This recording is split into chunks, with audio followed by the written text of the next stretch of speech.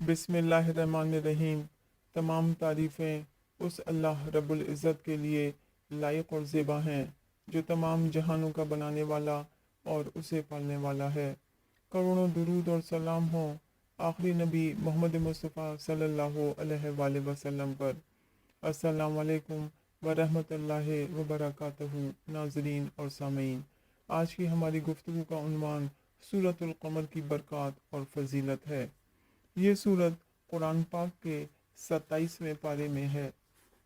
अगर कोई शख्स कुरान पाक की कुछ सूरतें याद करना चाहता है या पूरा कुरान शरीफ हिफ्ज़ करना चाहता है तो अव्वल और आखिर 3 मरतबा दुरूद शरीफ और दरमियान में एक मरतबा इस सूरत को पढ़कर पानी पर दम करके थोड़ा पानी अपने सीने पर मल ले और बाकी पानी पी ले।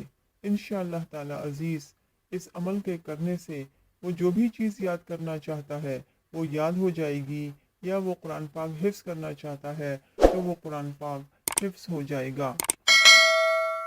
मजमे या लश्कर को मुंतशिर करने के लिए 7 जगह 7 कागज़ों पर इस मुबारक सूरत को लिखकर बतौर ताबीज़ दरख्तों पर लटका दें।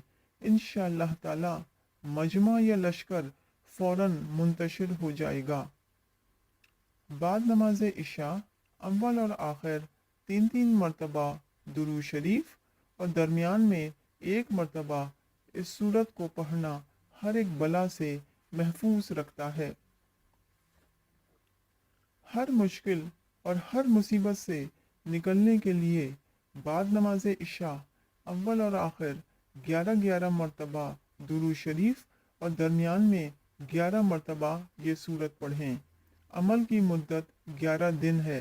11 दिन के अंदर अंदर बड़ी से बड़ी मुश्किल और मुसीबत से अल्लाह रब्बुल इज़्ज़त निजात दे देगा। आमीन।